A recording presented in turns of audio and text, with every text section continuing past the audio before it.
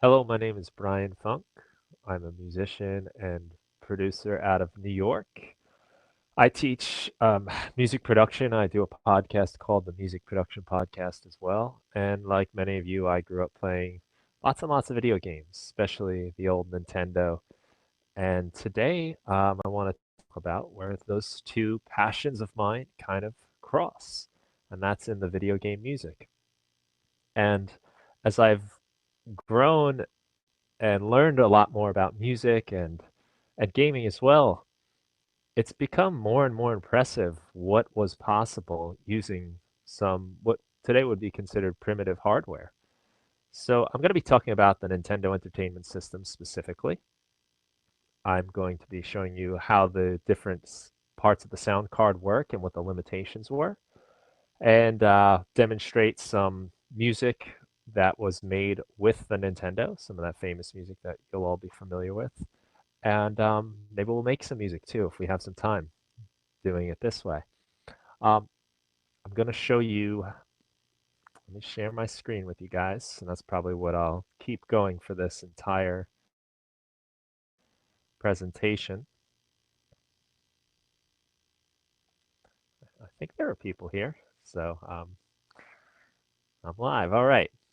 Okay, okay, I see the chat too, so that's good to know that we have. Um, yeah, the Hulk, he's part of it, right? He's joining some of our Nintendo friends over there. Okay, so I think you should see my screen right now, and I've got the Excel events thing up, but I want to show you this little device here called the MIDI NES, which is really just a Nintendo cartridge with a MIDI cable coming out of it. And what a MIDI cable is it's a device for transmitting information.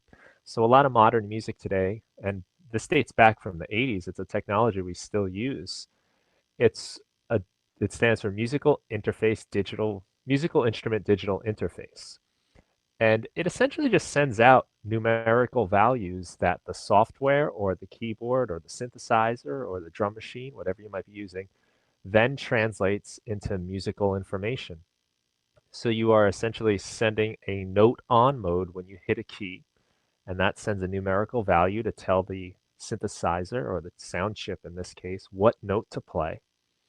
And when you let go, it says note off and it tells the note to stop. And there's a lot of other values you can do.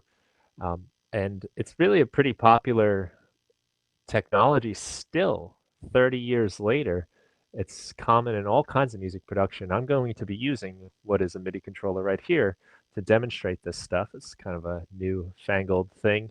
It's called the Ableton Push. I'm using Ableton software, Ableton Live. And I'm going to be using this MIDI NES, which is plugged into my Nintendo. And you can see the screen right now here on my computer. That's coming out of a Commodore 64 monitor, actually. And that's the um, user interface that there is for this particular software. I guess it's a ROM that's put onto this cartridge, and the MIDI cable allows you just to access that ROM. I'm trying to get this little record thing to go away here.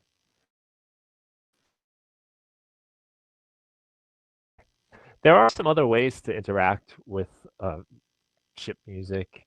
One that's very popular is called the Fama Tracker. And this is almost like a spreadsheet where you enter values. You type in literally like, I want to play an A and at what octave and for how long. And it's um it's a lot like doing spreadsheets, I'd say. It's not like playing an instrument. What's nice about something like the MIDI NES is that I can use an instrument to control. So let's take a look. I've got my software open here, and you can see the MIDI NES on the screen. And I just want to take you through what exactly is inside the NES sound chip. So the NES has 5 channels of sound, and that means there are 5 kind of like instruments you can play. So they're very primitive. There are 2 what are called pulse wave channels. They're square waves, if you're familiar with synthesizers. There is a triangle channel, triangle wave. So these three are really responsible for the melodic content, for the notes, the stuff you would hum. Then there's a noise channel, and that's really just like static white noise. So there's a few different types of white noise there that you can use. And there's a sample channel, and that allows you to use really primitive samples inside some of the games on the Nintendo. A great example of this would be maybe Super Mario Brothers 3. If you listen to the music in the first board of Super Mario Brothers 3, there's a steel drum sample, and it sounds really gritty and kind of funny um, because it's a very low bit sample. It's nothing like today's modern technology. So let's listen to what it sounds like. I want you to hear first the pulse wave. So I've got my controller here. It's plugged into my Nintendo through the MIDI NES. You'll notice the MIDI NES is going to kind of light up and do things. I'll try to show you a little bit about what the display is doing, I guess, too. Let me zoom in on this a bit. It might help you see. And just so you kind of understand what you're seeing on the screen here, I've got a track in my Ableton Live software, and it's got this device that is sending out MIDI messages to the MIDI NES. And it just kind of makes it a little bit easier to have something like this. It's a little like a software for the software, basically. But here we go.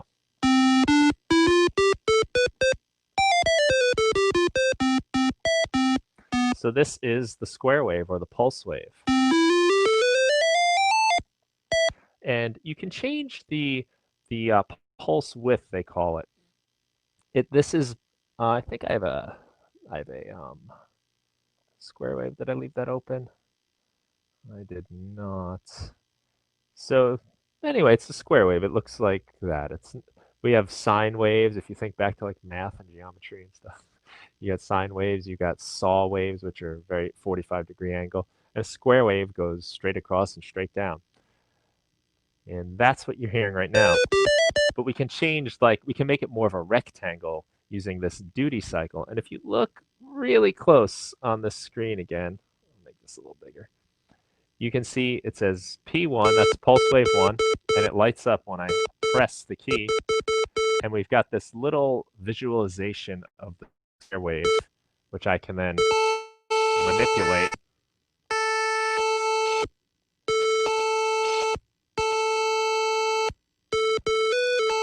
And I want this.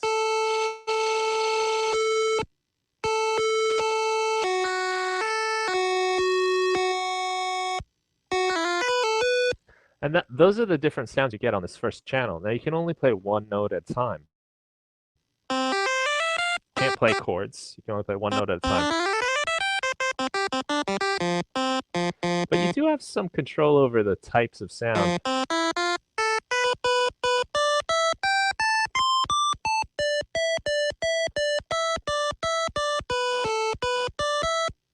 And that's essentially the first channel. And it's also the second channel. The second channel is another pulse wave. And you have two of these to work with. And maybe you can see on the screen, it's lighting up with the P2 there to let me know that I'm working on the second channel now. And between these two channels, most of the melodies were created on the old game. The stuff you'd probably hum. And we'll go to the next channel, which is the triangle channel. Now, the triangle channel doesn't have as many controls.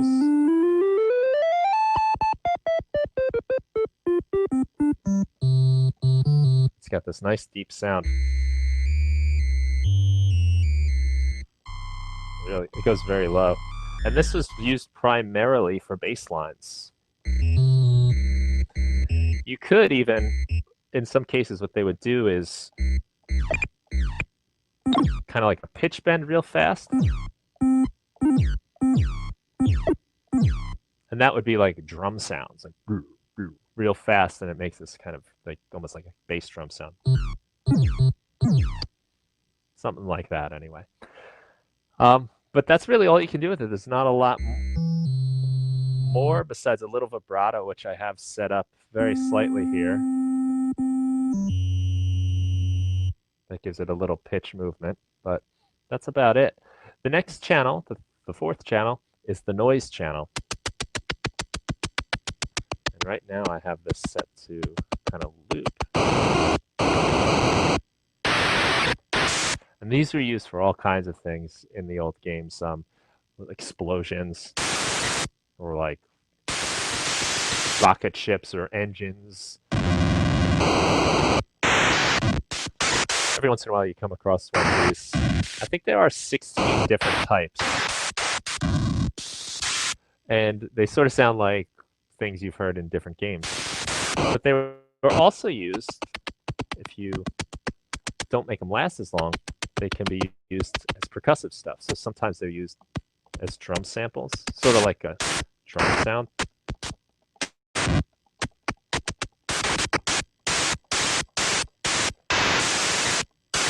There's also control over the length, so you can have these fade out. And now that sounds a bit more like an explosion or a gunshot or something like that.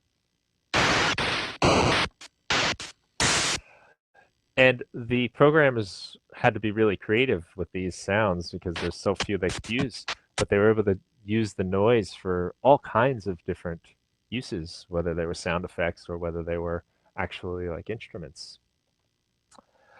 And finally, the fifth channel is the sample channel. And this cart comes loaded with some samples that I'm playing for you right now. A lot of drum sounds. So some of the games that have like more sophisticated drum sounds that you might remember often use these sample channels for that. I'm going to go up a couple octaves.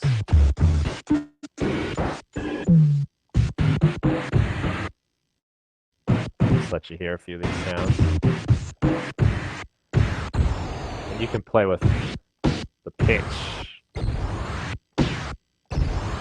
Create some neat effects that way.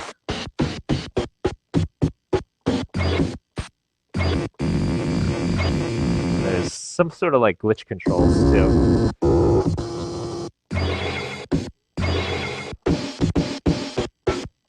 And there are also two different banks. So this, like that might be like a Donald Duck sample or something. Now these would be specific to each game. In this case, this cart, the ROM that came with it, happens to have these particular sounds.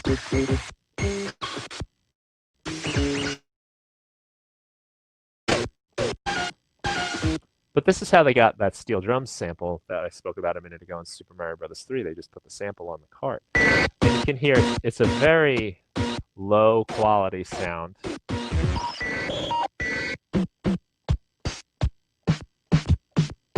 Now I'm into some of the drums.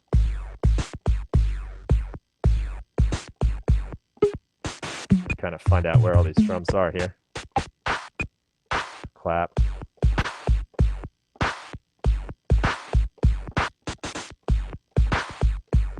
And again, as with all the other channels on the Nintendo, you can only play one note at a time. So you would have to be kind of creative with how you use the samples. You can't say have, if this is a hi-hat sound on a drum set, you can't play it at the same time as the kick drum. So you would have to fill in the blanks, fill in the spaces. So it'd be as if the drummer could only hit one drum at a time. And in the real world, they might hit as many as they can at once. So I'm going to bring this back down a little bit. There are a few things you can do with some of these melodic channels, like the pulse. Here, you do have this option for like a sweep, which gives you some pitch rising.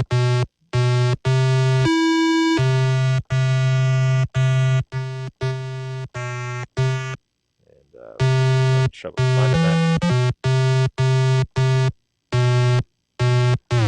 There we go. My camera went a little blurry, but what you might notice is there are some arrows there, right about there. And that's pointing down, telling me that I'm sweeping down. But I can change that to go up.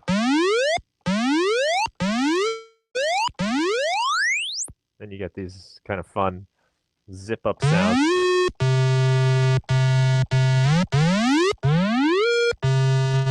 These are used sometimes for like alarm sounds or jumping.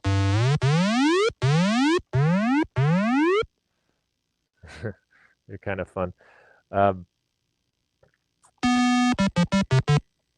there would be also I'm going to turn that off. There's a hack so you can modulate this duty cycle.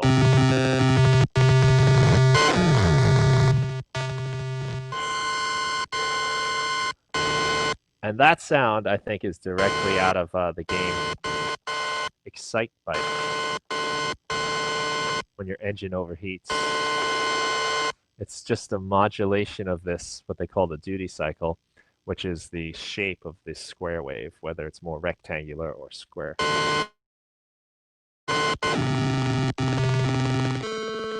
And it's also a way that they can add just new textures to the sounds.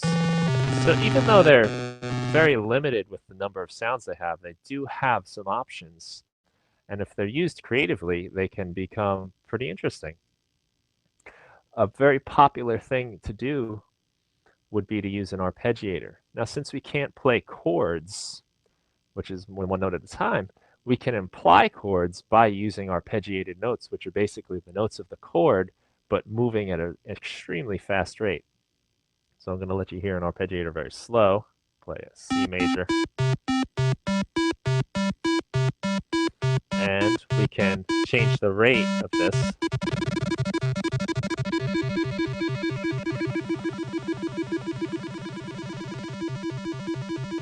And that kind of implies our chord.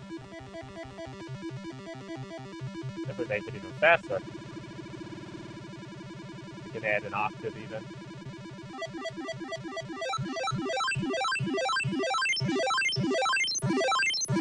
And you can even change the type of movement of that arpeggiator. Right now, these notes are going just straight up, but they can go up and down.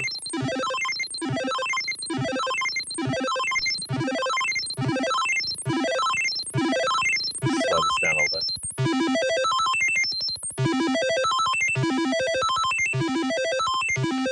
This is something that you can use to add a little more flavor to these sounds that are maybe pretty simple on the surface.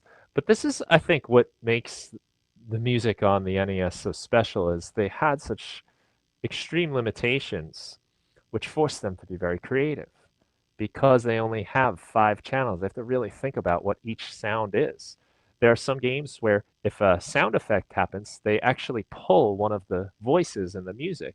Again, Super Mario Brothers 3 did this, like when you would be running and maybe you get a power up or something, it would take out some of the melody in the music, usually one of the pulse waves, and it would then use some kind of sound effect real quick. Maybe if you're getting a coin or something, you might notice some in certain games like the original Super Mario Brothers. Like sometimes when you're getting coins, you notice some of the music drop out, and that's because they're utilizing one of those 5 channels now for the sound effect.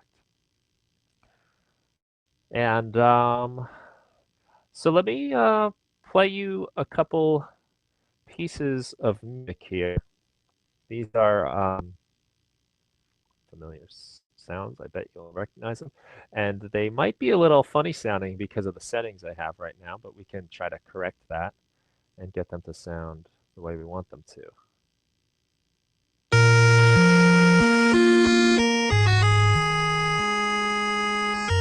is the opening scene in Zelda.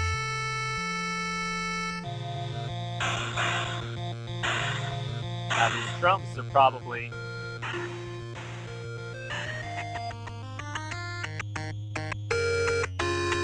little more like that. I think we might want to change these.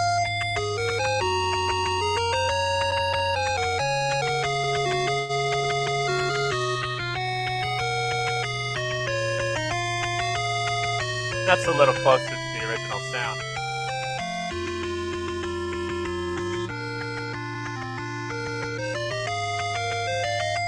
Maybe it's a little bit slower.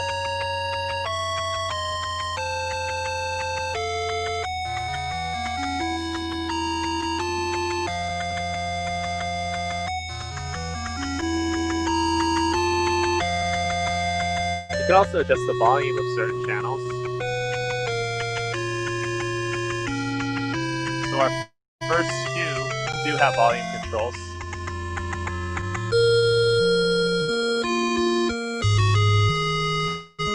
But there is no volume for the triangle. Something kind of interesting, I think, about the volume is because it's 8-bit, there's only like a couple levels of volume. It's not like the volume on, say, like your stereo, where you can gradually turn it up and down. It comes in like these steps.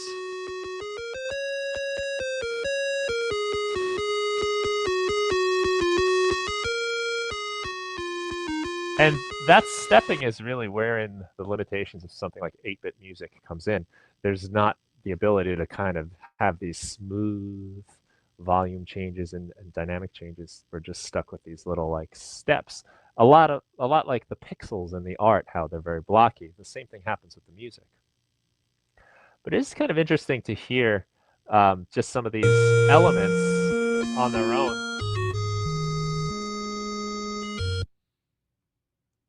We'll have to do that too. Come back in. So we're just hearing the bass right now. Pretty steady.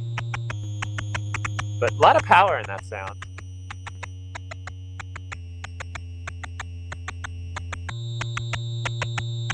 Maybe bring in one of the other sounds.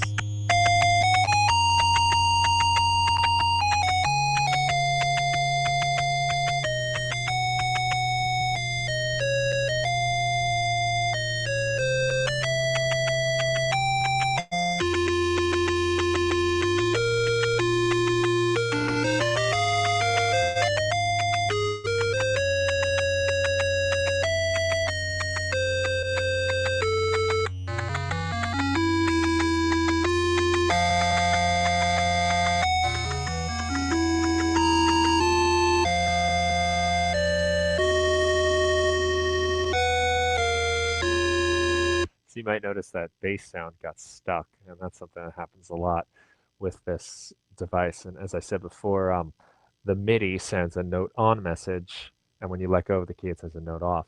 And if I stop it at a certain time before my MIDI notes, which are piano roll here, you can actually see what the bass line looks like. I can just limit it to the notes that are actually played. If you stop it in the middle, the Nintendo doesn't know to stop playing the note, so they can get stuck. And I find it interesting to look at the interaction between these different parts. So if I just change the color of this one, say to green, select them both, we can look at the notes and how they play off each other. I'll zoom in, follow that.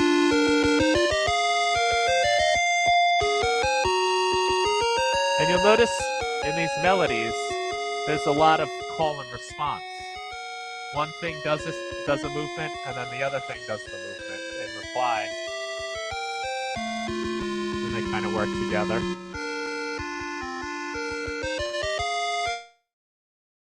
One goes up, they both go up.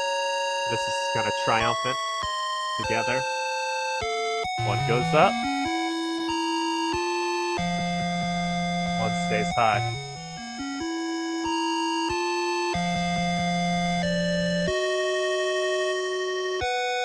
And with just two notes at the same time, you get such great melodies and such nice movements, and it creates this whole feeling of the world of the music we're, engrossed in when we're playing these games.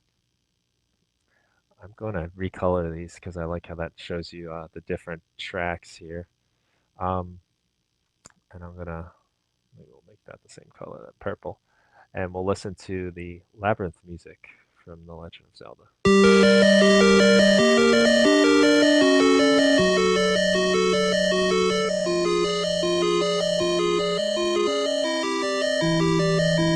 All right, now we're looking at the bass. Bass does some crazy stuff right here.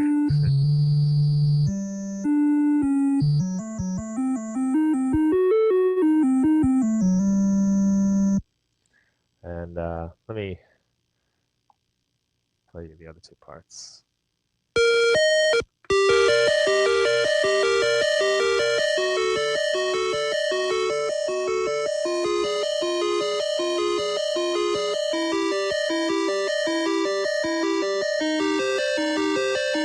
And this is a really good example of the interaction between these two parts, the yellow and the green.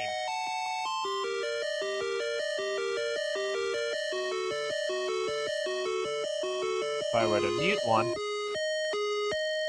the green one is just doing those two notes, and the yellow one is just doing its two notes. But together,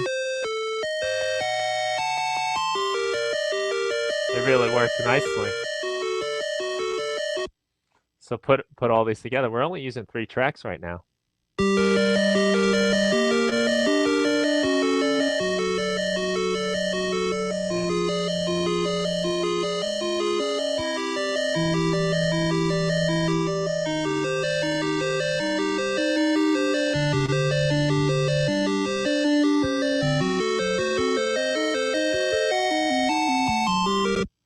And the nice benefit that the programmers had by leaving those other 2 tracks open is now you've got the room for the noises, for any kind of, whether it might be like some kind of sound effect or just enemies, samples, the sound of Link getting hit by the bad guys without interrupting the music. And that was important. And they were able to get a really dense piece of music with lots of movement in just these 3 tracks. Pretty neat. And I have another one here, which is, I think you'll know it.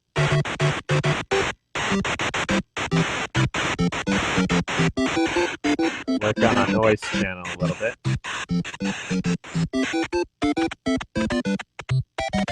There we go. So this is a good example of the noise channel being used for the drums. It's just this one note playing over and over, and this nice swung pattern.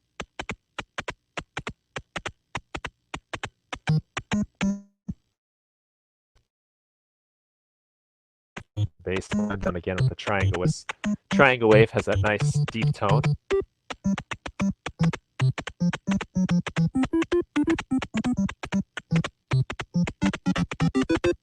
And there are 2 little melodies playing together in the pulse waves.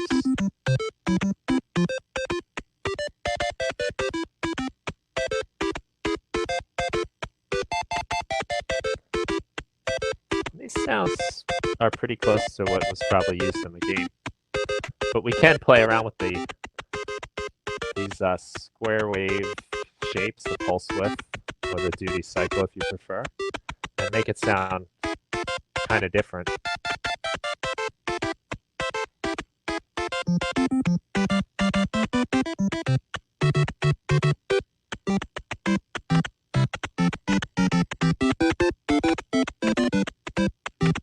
Sounds about right to me.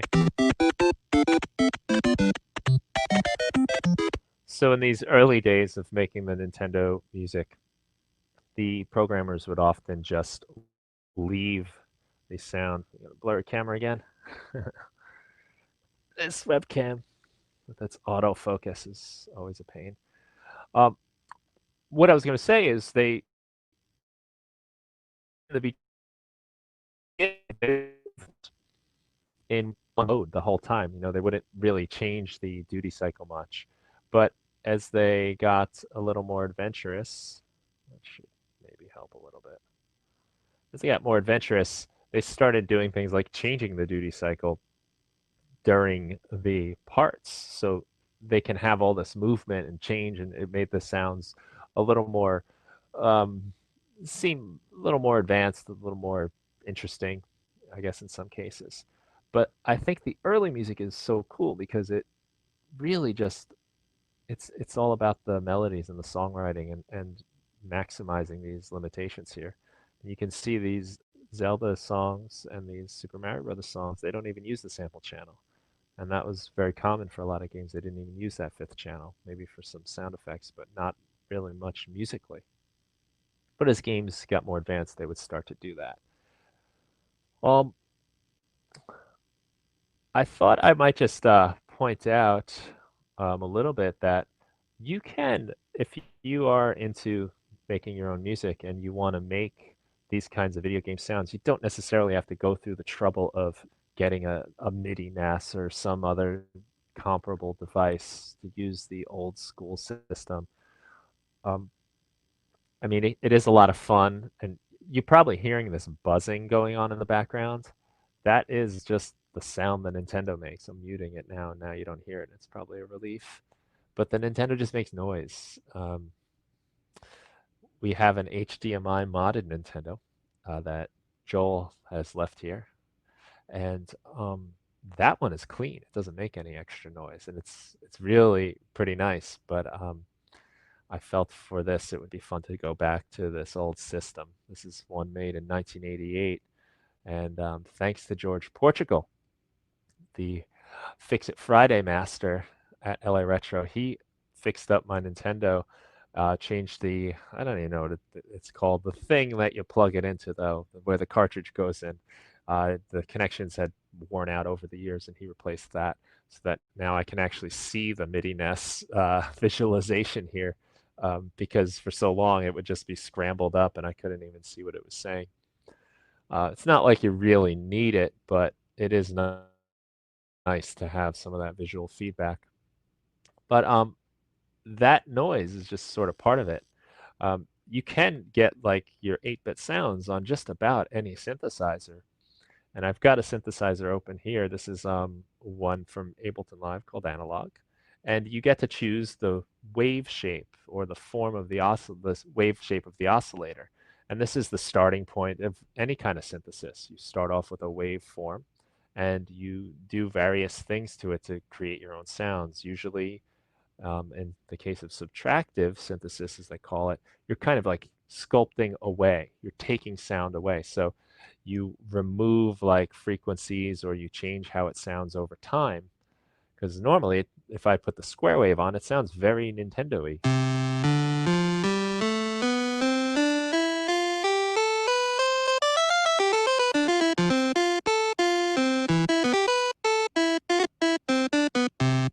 So right now I've got it set up so it's just a square wave and there's no movement as far as time or any of the frequencies. They're not taken away.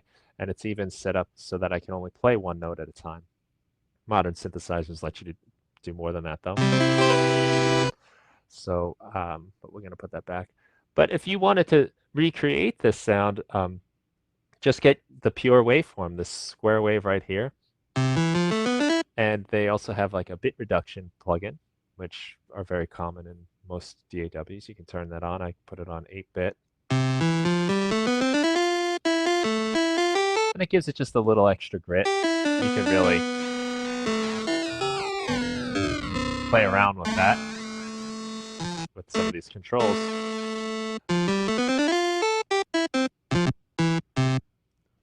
There we go, just by doing that. There's also, I've got another synth open here, and this one called Operator is just set up to have a triangle wave, just like on the Nintendo. And I've also got that bit reduction. So we can hear those sounds. It might actually be interesting to, I'm going to duplicate this. And just for the fun of it, let's copy these clips from Dungeon. I paste them in here, and let's just see how these sound in here. I'll lower the tempo.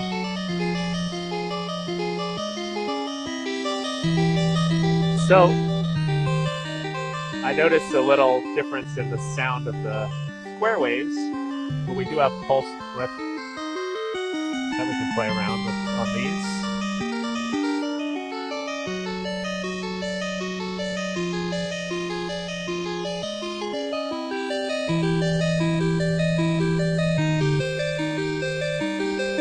And we got a fairly close representation of the 8-bit sound.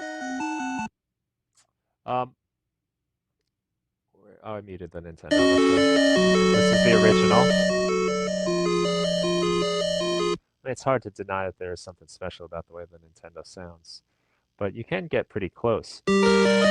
If we go back to the whole duty cycle thing, this pulse width of the square, if you listen, it's a very sudden change. And you can even see this on the screen too.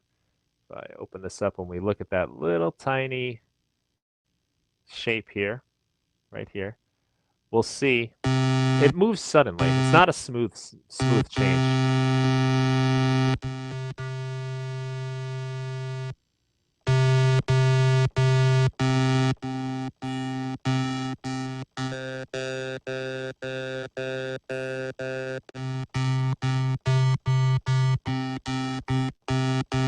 So we've got just a couple different variations on that. With our computer digital analog synthesizer here, the pulse width is a percentage. So this would really be a very smooth change, and we can hear that by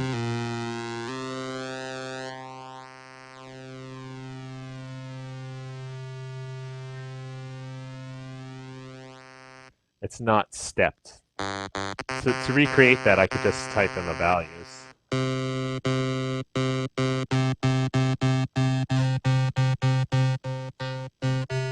And that's basically what's happening with the Nintendo. It's just switching between the values. It's not a smooth transition. And Triangle Wave doesn't really have any controls anyway. There are a couple things you can do if you want to really get into emulation too. There's a plugin I really love that you can get called Chip Sounds. And Chip Sounds, let me make it bigger. Nope. Chip Sounds is an emulation of a lot of different chips. These are the Nintendo ones, the 2A0 series. The one I have is probably this one, I guess, the A03. But then they have the versions of this would be, I guess, the European version. And they've also got lots of other chips that are emulated in here. SID is from the Commodore 64. Commodore 64 only has 3 channels of audio, but the interesting thing about it is that even though there's only 3, you have more choices in your waveforms. You have a square wave, just like the Nintendo. You have a triangle wave, but you also get a saw wave, which we have in here, which sounds like this.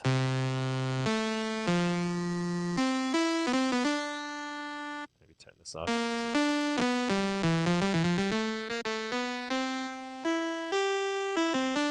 This is more buzzy than the square wave, which is a bit more hollow.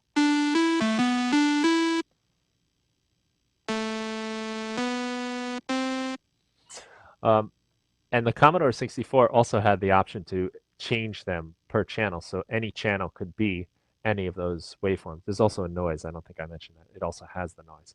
So on some of the Commodore 64 games, there's some really interesting changes in the music because they're changing the waveforms very quickly. So even though there's only 3 channels, they could have a bass line and then maybe using a triangle wave like what we had here or from the Nintendo, right? But then they could insert a real quick burst of noise and that could sound like a drum or a hand clap or something.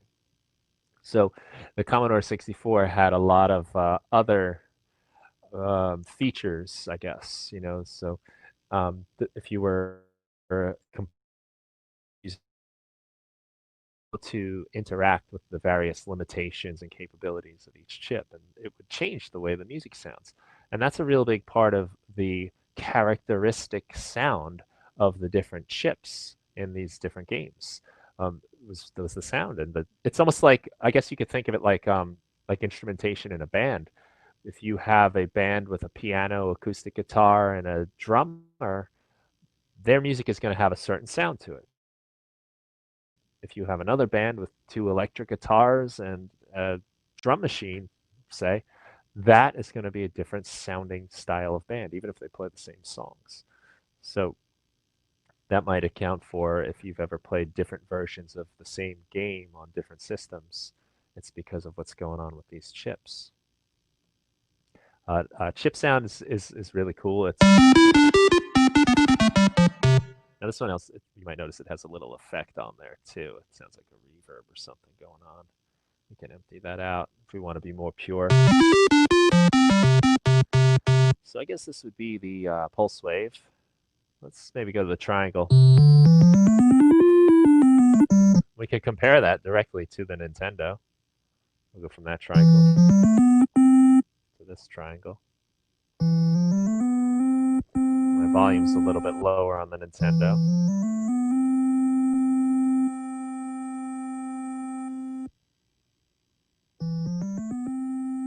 Now what you're not going to notice though on the chip sounds is all that buzzing. You lose all of that noise, which it's up to you whether you think that's a good or a bad thing.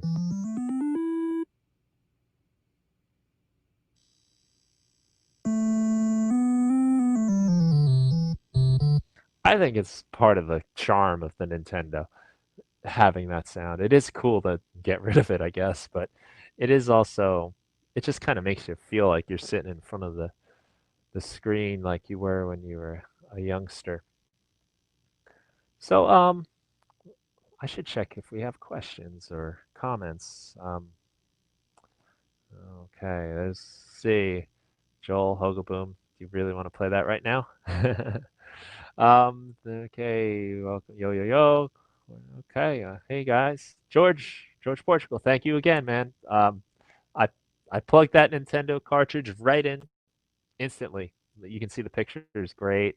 I don't think I've ever seen this this cartridge look so clear. Like for instance, I didn't realize there was a 1.10 in that corner there. That was new when I turned that on. So thank you again, George. And what's up, Gene? Courtney has a question. Are they? Do you want to ask it, or just do you want me to know you have one? Let me know. I guess. What do we got? Like 15 minutes. So I guess we could play around with the Nintendo and try to make a song. This is kind of very off the cuff, so no promises of it sounding any good. But we can see what we get. Probably increase the BPM 120. Sure, that's fine. Um, Probably a nice place to start would be with just some beat, something to hold us down. How could you? I think that's a Michael Scott reference or Kelly Kapoor. Nice one. So let's see. So we got our drums and our sample section here. I'll just look for a kick. That's definitely a kick, but that's a lot of bass. I don't know if I want to commit to. I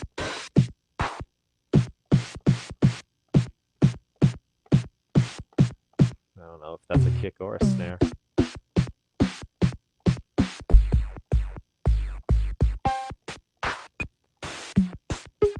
It's pretty incredible how many sounds are on here, though. There's a nice snare. Remember that for later. There we go. That sounds nice. So that would be here now. Let's move it down to here. And I'll just... Where'd you go? I gotta find you again.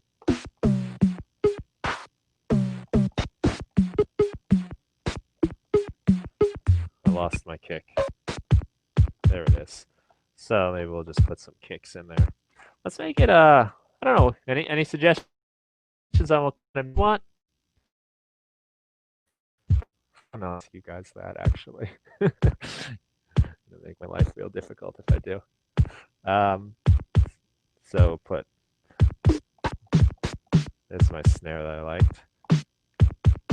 So I've got again, just to I'll maybe let you see what I'm doing in my little visualization here. You got to remember I'm operating in limitations here. I don't get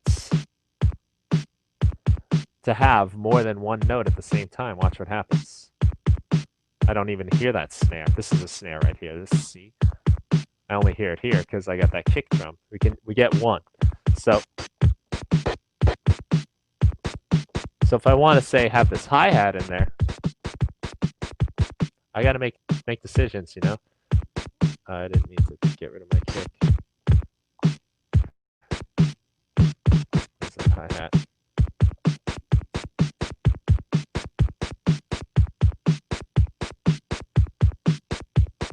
So you have limitations there, you know.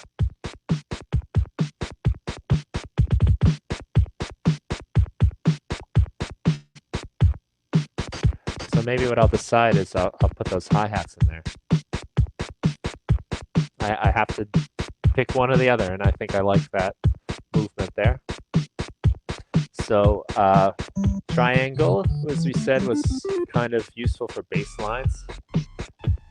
Triangle goes really, really low. You don't get that low on the other channel. I can't even, no notes even come out on those. That's the lowest note on the square wave, but on the triangle, you know, like almost 2 octaves below that. Okay. Let's see. Maybe I'll put this arpeggiator on there, as I was talking about before. I guess I'll put it way over here. 8 notes.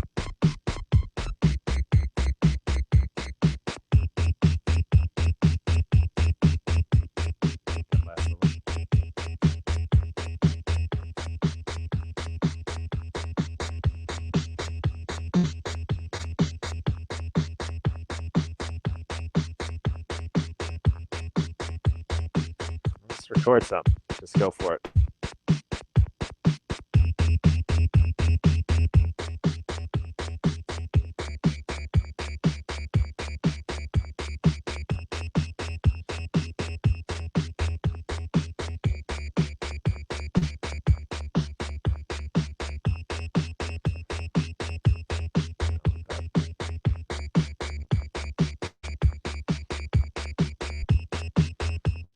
Okay, so what notes is that by there? E and a D.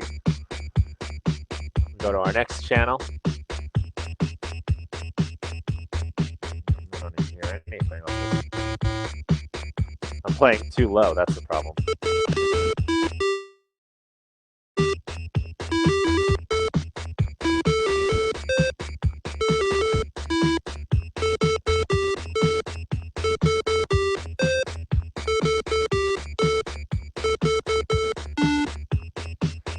Grab that. Remember that for me.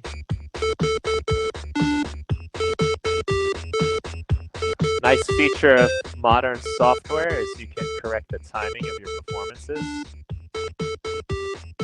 And I think for chip music, it's kind of important that everything is extremely robotic, mechanical.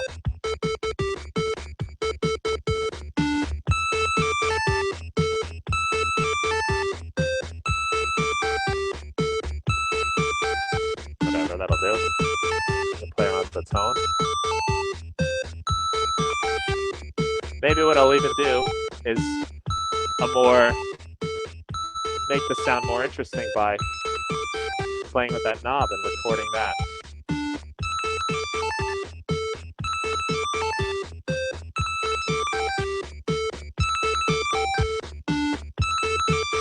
So now I've used the different tones of that particular pulse wave channel, and you can see it. Let's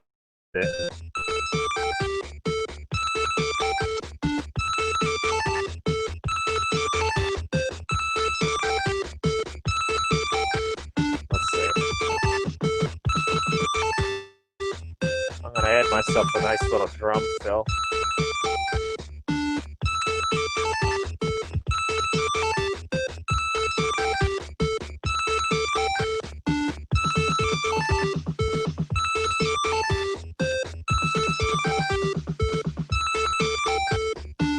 that could be handy for later if we make up a new part. Let's see. How you guys doing here? You're all doing good. Okay. Cool. So we got like part there, and then I made a little drum fill, which might be handy for switching between parts for later. Um, but anyway, I guess we got a couple minutes.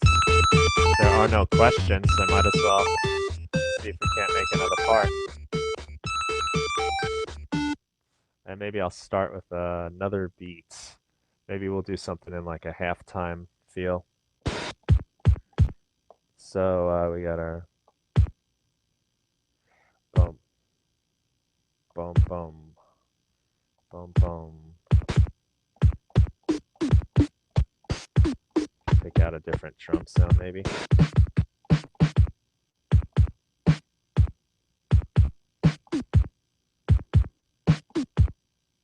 Okay, you can go there. Okay.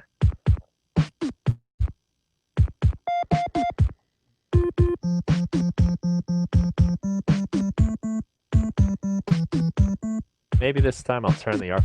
Well, let's not get too crazy. Let's leave it on.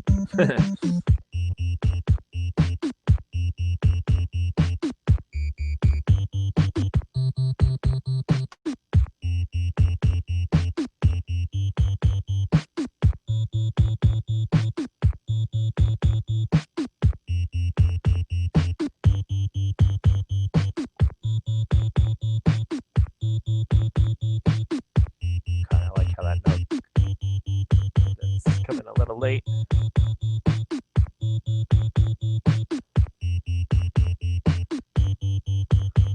Let's make this note start a little bit later to get that kind of like offbeat thing.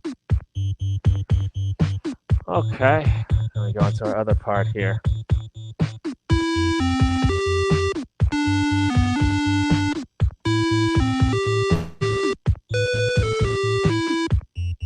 Alright, I'll do. Quantize that to make it more computerized.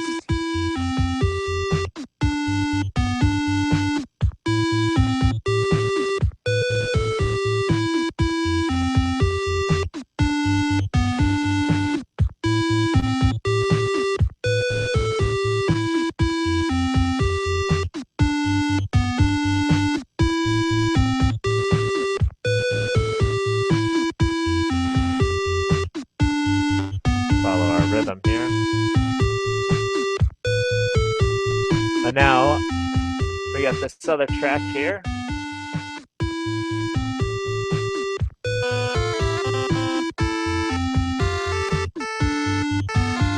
On our arpeggiator. So let's see.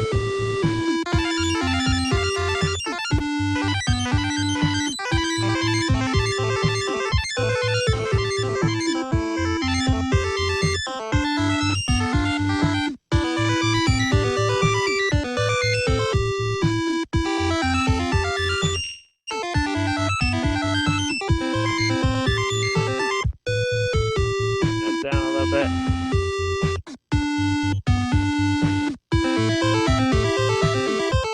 So I'm using this technique of using the arpeggiator to fill in the chords and imply the notes. Let's see what we get.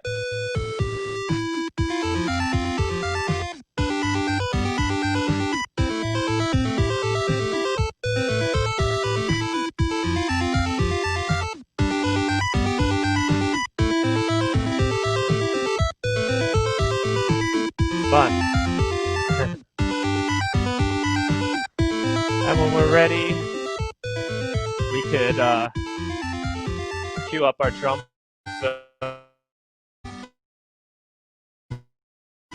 Back to the other part.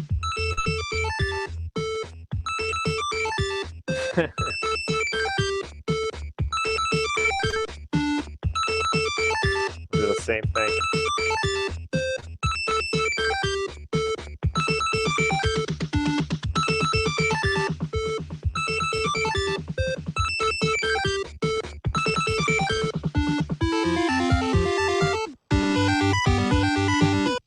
Do my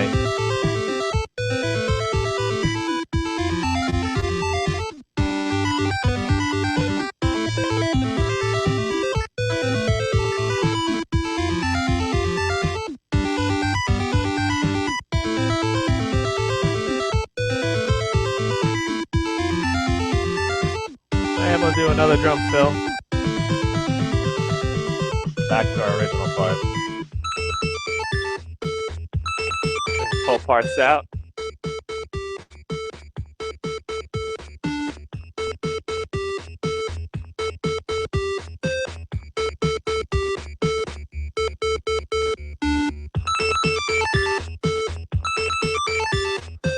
You got a little 8-bit jams coming right out of the Nintendo.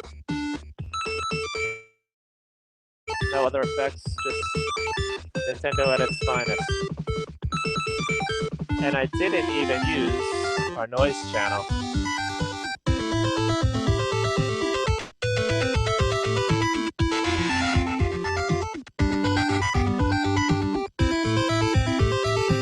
So I can use it here as an extra voice, maybe percussive stuff.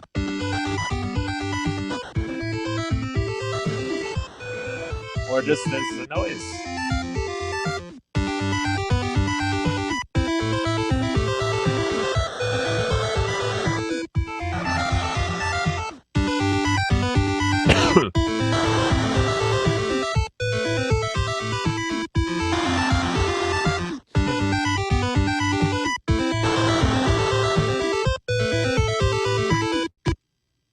There we go. We have 2 minutes left to go. So, that's, I guess, a little bit about making music on a Nintendo. It's a lot of fun.